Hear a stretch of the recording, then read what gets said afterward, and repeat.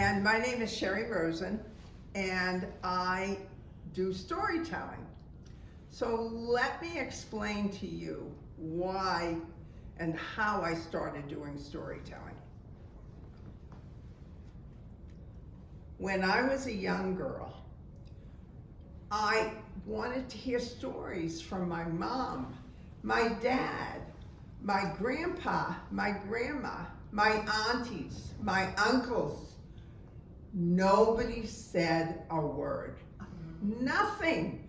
No stories. And I yearned to hear the stories about them, how they came here, what happened. So, as a little girl, I vowed someday, somehow, I was going to tell the stories in my family. Mm-hmm. And then, what happened is, with storytelling,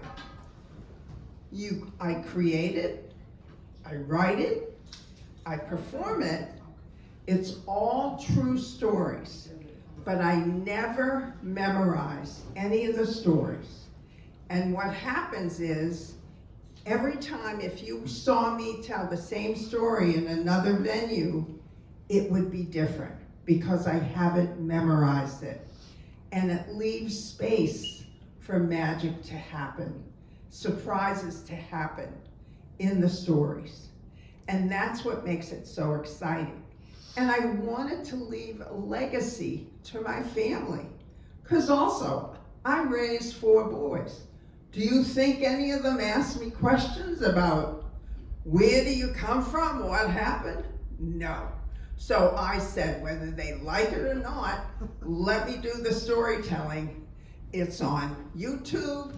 They see me perform live, so they get it. So I just wanted to add one more thing for you people.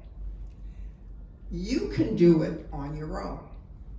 If you get a friend or a family member that you trust, they can take their iPhone and try something simple, like your first prom or your first romance, and start talking about it and see where that leads you. And maybe you too can leave some sort of legacy to your family so they know something about you and how you got here all of these years. So I'm going to, and you asked me that question about turning point. The reason I entitled some of these stories Turning Point is because I was faced with either tragedy, challenges, unhappiness, and I turned it all around and into an inspirational thing. Because I believe anything that happens, there's always lessons to be learned. And so that's why I decided to share these stories, because I know that people in the audience can connect with some of the things that have happened to me. So I'm going to share a couple of stories with you now. They're all true, to the best of my knowledge. And I want you afterwards, any kind of question or answer, you want to ask me, more than welcome to.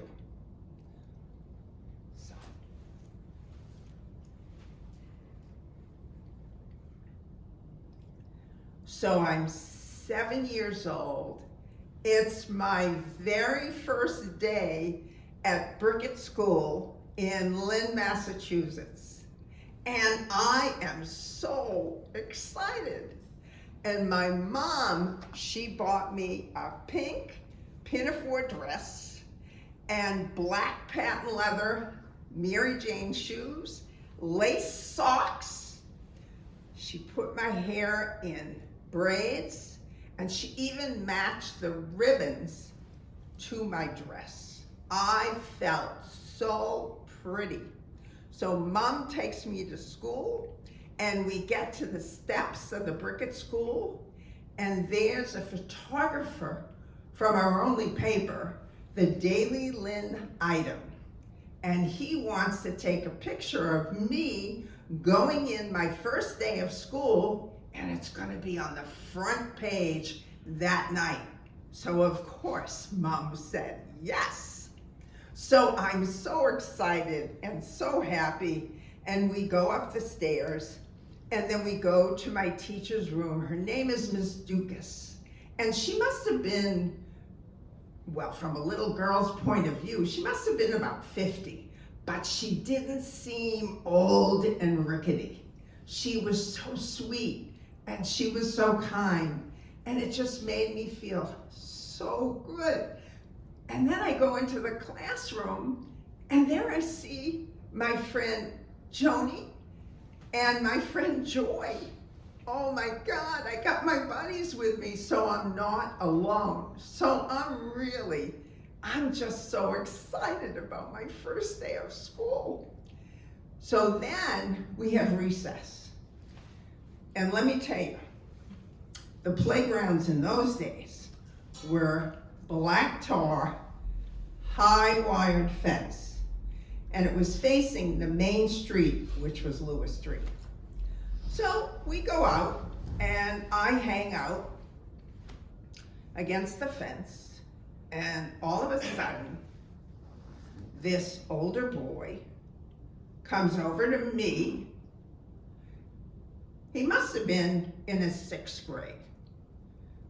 And he says, "Hi, my name is David Spinney. What's your name?" "Hi, David Spinney. My name is Sherry Goldberg."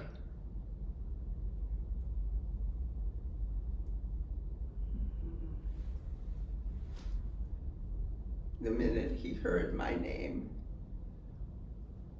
he yelled out at the top of his lungs, "Sherry Goldberg is a dirty Jew, and I'm gonna get her."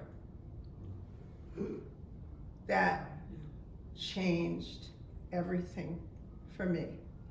I was a different child. It took me years to get through that. I believed him. So when my mom came to pick me up, I told her what happened. And she said, "Sherry, I'm sorry it happened, and I said, "Mom, please pick me up at school because I'm so scared.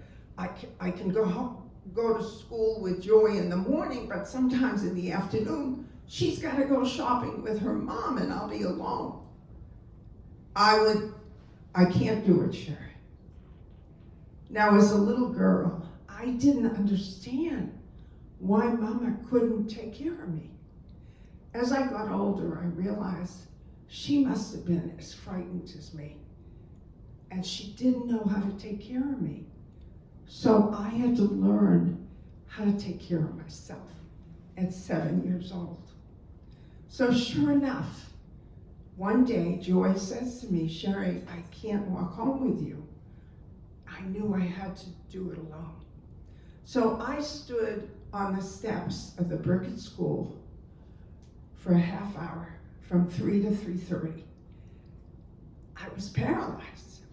I could have gone across the street to Mr. Brown's candy store. He knew the deal, but I just was frozen. So finally I realized I gotta go. I gotta go home. So I don't walk home. I run for dear life, and I'm panting, but it's okay on Lewis Street because it's a busy street. So I'm running and running and running and running. And then I'm getting nervous because I have to make a left on the Hahn Street, and that's a quiet street. And I make the left, and I'm running and running. And then all of a sudden, I feel something on my back. And I look down, and there's food cans. They were throwing food cans at me. And David Spinney yelled at the top of his lungs, "Sherry Goldberg is a dirty Jew, and I'm gonna get her." Totally terrified. I was hysterical crying. One more block, and I make a left on Ocean Street. My house is 2 blocks in, and I go up the driveway, and I kind of look over my shoulder, and David Spinney took off. And I go in, and I get my latch key, and I open the back door, and I go in the kitchen, and I start to cry. Why would anybody say this to me? Why am I a dirty Jew? And if I had kids, I would take care of them and protect them. I just wouldn't leave them alone. Many years later, I was raising 4 boys in a blended family in downtown Brooklyn. And one day, my younger son comes home to me, and he said, one of the kids on the block called him a dirty Jew. You never saw a mama work so fast. On my block, we had a godfather. He lived in our building. His name was Joe. And Joe took care of everything on the block. There was no police, just Joe. And I went to Joe. Joe loved us. We loved Joe.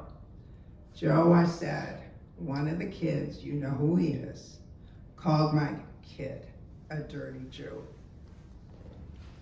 Joe looked at me and he said, Sherry, it'll never happen again. And guess what? It never, ever did.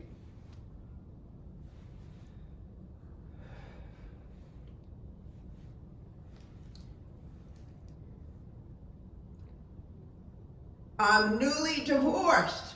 Yay! Now, I gotta do 2 things. I've got to find an apartment share, and I gotta find a full-time job. I've been an actress all these years, haven't made much money, so I gotta get to business. So in those days, it was all newspapers, on the street, everywhere. And if you put ads in the newspaper. So I looked in the now defunct Village Voice, which was free. And I looked for apartment shares. There was one perfect. West 86th Street, right near Riverside Park, right near Riverside Drive. So I called the lady, and she said, why don't you come over tomorrow? We'll talk about it. Okay, what did I have to do? I had no job, I had no place to live. Everything was in storage. So I go, and I get on the block. It's gorgeous, tree-lined block. And there was a doorman. Who knew? So the doorman, he introduces me, and he, calls the lady. She's right on the first floor. I ring the doorbell. She opens up the door, and she must have been about 40, 45, blonde hair, blue eyes, really pretty, very chatty, a little plump. And she leads me in, and in those days, wall-to-wall carpeting was the thing, and the apartment was wall-to-wall carpeting. So on the right was the living room and her bedroom, and straight ahead was this eat-in kitchen with a huge picture window and a door. Oh my God. And then there was a hallway. That was my bedroom, right next to the bathroom. How convenient. She opens the door to the bedroom. Stunning. Big, huge window. Didn't need shades, nothing, because there was nothing there to hide.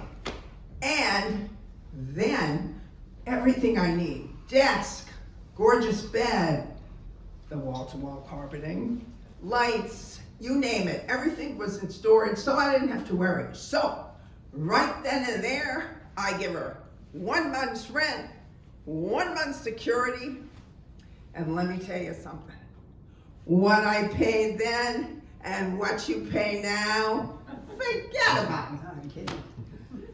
So I move in that Friday. I had nothing, so just moved in. My girlfriend met me with a bottle of wine. We go in the room. There's no real lock except a latch lock, but we didn't care. I just was so happy I found something great with a wonderful roommate. And we're having the wine. And then all of a sudden I hear what I call schlepping. Back and forth from my roommate. Back and forth, schlepping back and forth. Goes into the bathroom, turns on the light, turns on the hot tub water, the cold tub water, and schleps back and forth, back and forth. And then she goes into the bathroom, shuts off the hot tap water, the cold tap water, shuts off the light, goes into her room. My girlfriend and I kind of roll the eye, the old roll your eyeballs, like what's going on? But we were feeling no pain with the wine. So the next day, I'm so excited because I met this sexy guy at Riverside Park. And he's a stonemason with Cathedral of St. John the Divine. And I have a funny feeling he's going to stay the night. So we're having a wonderful time. And guess what?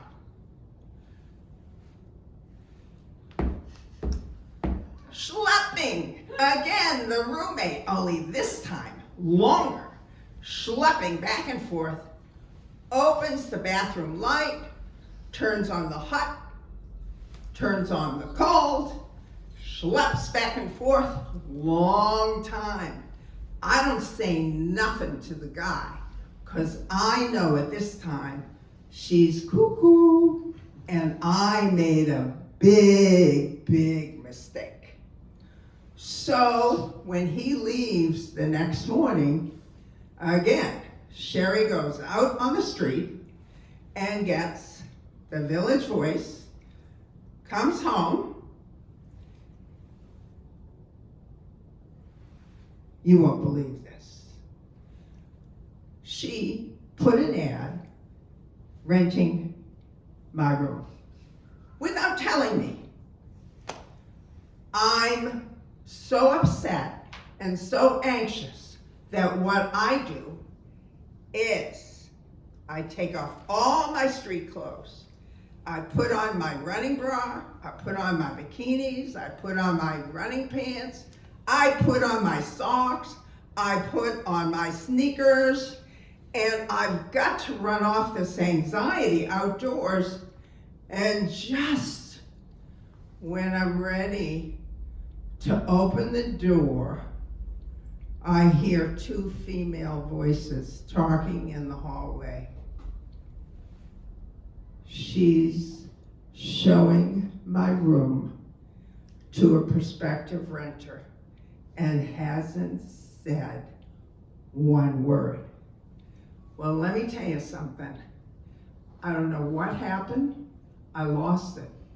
The next thing you knew, Sherry takes off her sneakers, takes off her socks, takes off her pants, takes off her underpants, takes off her running bra, walks over to the door, and opens it naked. She runs out screaming. The prospective renter rolls her eyes and walks away.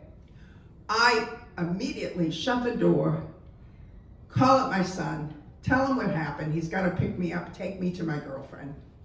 And as we're walking out, I said to the doorman, Did you see that crazy loon? Did you see her? Sherry, lesson learned.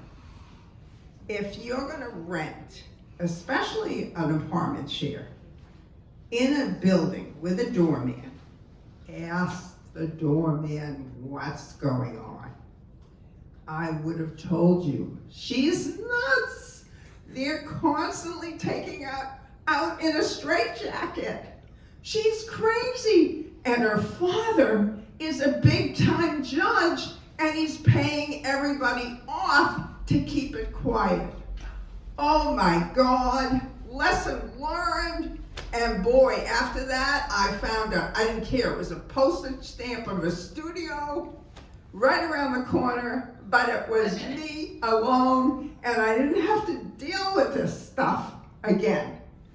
So, the next thing I gotta do, I need a full-time job. As I said, being an actress, I loved it, but I wasn't making any kind of money.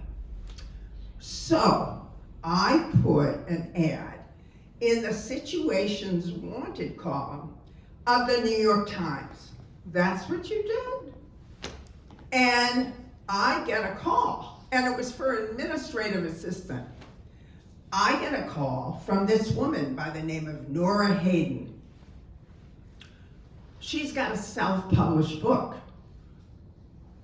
That was unheard of then. This was in the early 90s. It was unheard of. So I said, Nora, I put administrative assistant.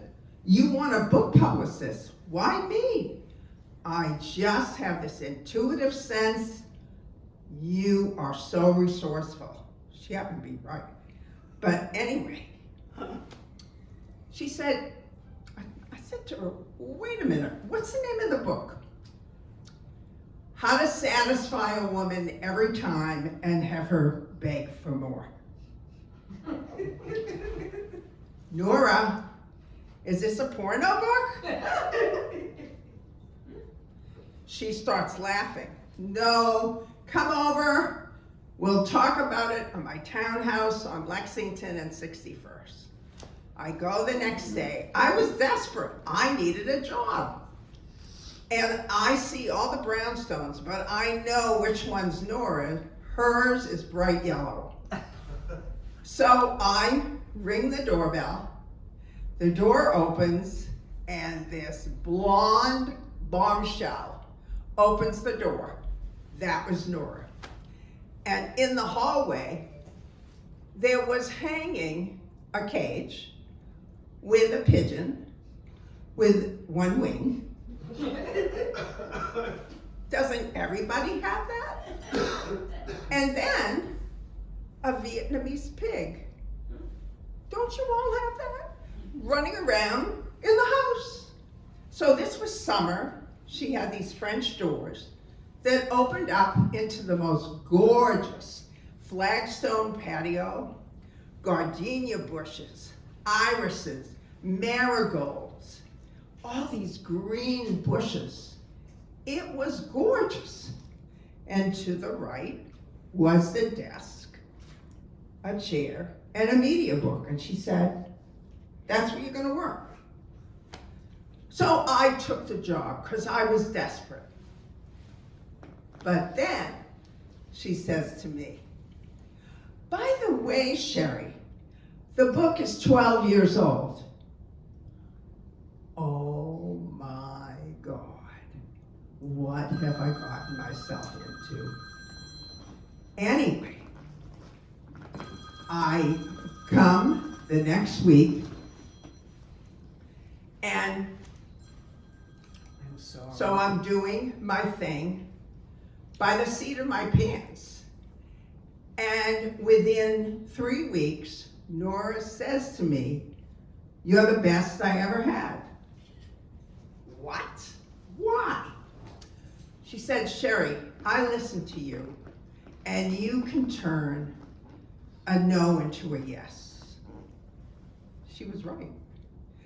And let me give you an example. At the time, there was this huge syndicated show called Imus in the Morning. It was huge.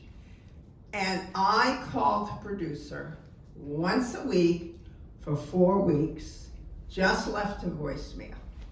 All of a sudden, "Hi, Patrick. This is Sherry with Dora Hayden and How to Satisfy a Woman Every Time." If I hear that name once more, I'm gonna scream. Patrick, this is my job.